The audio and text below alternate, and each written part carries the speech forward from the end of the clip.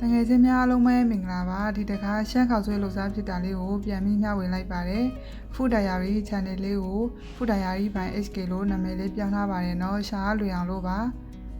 အရင်ဦးဆုံးစီမွေးလေးလုပ်ပါမယ်เนาะစီမွေးလုပ်ဖို့အတွက်ငရုတ်သီးအကြမ်းဖက်9စွန်းလောက်ပြီးရင်အစိမ်းမုံလက်ဖက်ရည်စွန်း1စွန်းလောက်ထည့်ပါမယ်စားတကြားပေါ့เนาะဒါတကြားရယ်ပြီးလို့ရှိရင်ငရုတ်ကအဖြူရဲ့အဲ့ဒါကိုလေလက်ဖက်ရည်စွန်း3ပုံတစ်ပုံလောက်ထည့်မယ်ဒါကနန်စေးမုံကိုလေလက်ဖက်ရည်စွန်း3ပုံတစ်ပုံထည့်မယ်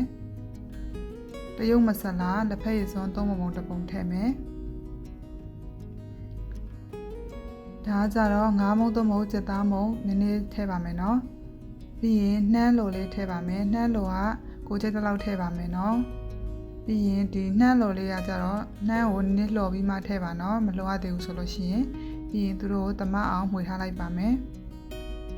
ဒီမှာစီမွှေးလေးလုပ်ဖို့အတွက်ကြတော့ဂျင်းပပလေးတွေလှီးထားမယ်ကြက်သွန်ဖြူ2မွာလောက်ကိုဓာတ်ပြရိုက်ထားပါမယ်ကြက်သွန်မိတ်အရင်လေးတွေသုံးပါမယ်เนาะပြီးရင်တစ်ကြပိုးရွက်တစ်ကြပိုးခေါက်နန်စီလေးညင်းပွဲ3ပွဲလောက်ထည့်ပါမယ်ပြီးရင်နနက်ပွင့်ရင်ဖာလာစီရထည့်ပါမယ်เนาะဒီမှာစီပူလာပြီဆိုလို့ရှိရင်ခုနကပြင်ဆင်ထားတဲ့ပစ္စည်းလေးတွေအကုန်လုံးကိုထည့်လိုက်ပါမယ်ဒါလေးတွေအနက်လေးတွေမှုေးလာပြီးတော့ကျွတ်လာတဲ့အထိကြော်ပေးလိုက်ပါမယ်เนาะစီလေးကမှုေးလာပြီဆိုလို့ရှိရင်ဒီဟာလေးတွေကိုဖယ်ထုတ်လိုက်ပါမယ်စီပဲတိတက်ယူပါမယ်เนาะ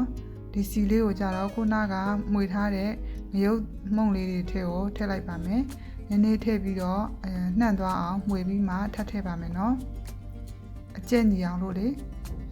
ပြီးရင်ဒါအကျက်တူးလွန်သွားတယ်เนาะအဲ့ဒါဆိုလို့ရှိရင်ပြည့်ပြည့်ချင်းစီထည့်ပြီးမှွေပြီးတော့ထပ်ထည့်အဲ့လိုမျိုးလုပ်ပါမယ်เนาะ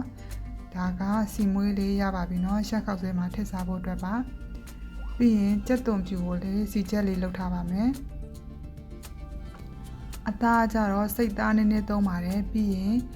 ဒီမှာဝက်သားကြိတ်သားလေးနည်းနည်းထည့်ပါမယ်เนาะစိတ်သားကအိမ်မှာရှိနေတာနဲ့ထည့်လိုက်တာပါเนาะကိုကြိတ်တဲ့အသားကိုထည့်လို့သုံးလို့ရပါတယ်ဒါကြတော့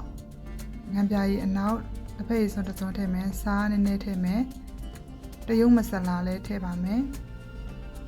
တစ်ဖက်ရည်စွန်း3ပုံတစ်ပုံထည့်မယ်เนาะပြီးရင်စနေနည်းနည်းထည့်ပါမယ်ငရုတ်ကောင်းကိုလည်းကိုကြိတ်တဲ့လောက်ထည့်ပါเนาะငရုတ်ကောင်းလည်းနည်းနည်းထည့်လိုက်မယ်ပြီးရင်အသားလေးကိုတေချာလေးအရသာလေးနှံ့သွားအောင်မှွေထားပြီးတော့ဒီမှာစီတက်ဖို့အတွက်ပြင်ဆင်လိုက်အောင်မယ်เนาะဒါကကြက်သွန်နီ2ဦးရဲ့ကြက်သွန်ဖြူ2မွာလောက်ကို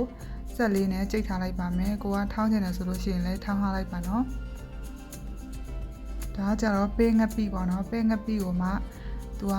အနှစ်လေးတွေကအရန်ငံလို့လေရေဆေးပြီးတော့မှကြိတ်ထားလိုက်ပါတယ်တကယ်တော့ကိုက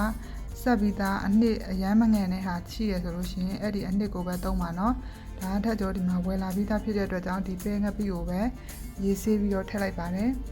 ပြီးရင်ခန်းချင်သီးကိုလည်းပပလေးထိထားမယ်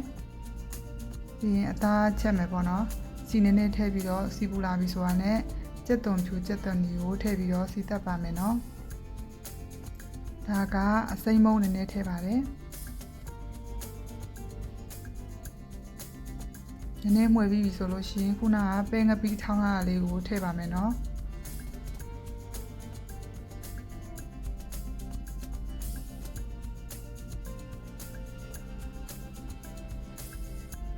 နည်းနည်းမွေးလာပြီဆိုလို့ရှိရင်ခရမ်းကျင်သီးကိုထည့်ပြီးတော့ချက်ပါမယ်เนาะခရမ်းကျင်သီးကကြတော့နူးသွားအောင်လို့ရေနည်းနည်းထည့်ပြီးတော့အဖုံးလေးအုပ်ပြီးတော့ခဏလေးချက်ထားလိုက်ပါမယ်ခရမ်းကျင်သီးနွမ်းသွားတဲ့အထိပေါ့เนาะမာခရမ်းကျင်သီးလေးတွေကနွမ်းလာပြီဆိုလို့ရှိရင်ဇွန်းလေးနဲ့ဖိပြီးတော့ခြေလိုက်ပါမယ်เนาะအဲ့ဒါပြီးလို့ရှိရင်ဒီမှာအသားကိုထည့်ပြီးတော့ကြော်ပါမယ်အသားနဲ့ခရမ်းကျင်သီးနဲ့နှံ့သွားအောင်လို့တေချာလေးမှုလိုက်ပါမယ်ပြီးရင်အသားနူးအောင်လို့ရေနည်းနည်းထည့်ပြီးတော့အဖုံးလေးအုပ်ပြီးတော့ချက်ထားလိုက်ပါအောင်မယ်เนาะ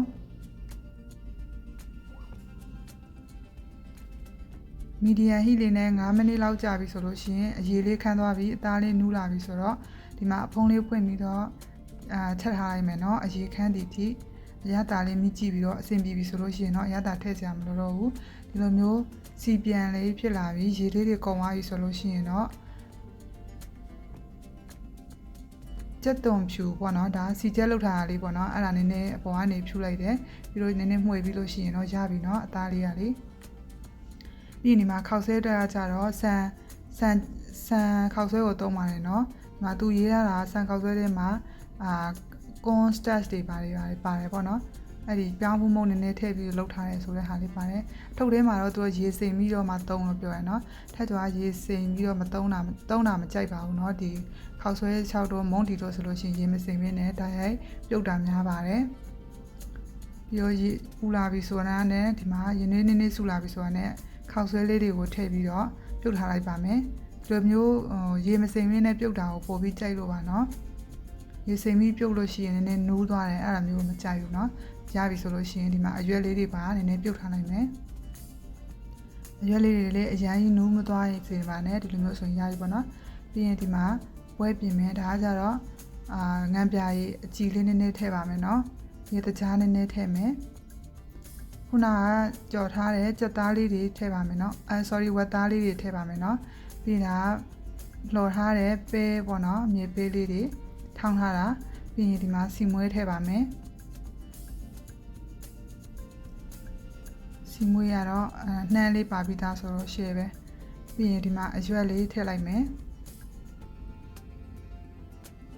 ဒါကတော့ကြက်သွန်မိတ်ပေါ့နော်ပြီးရင်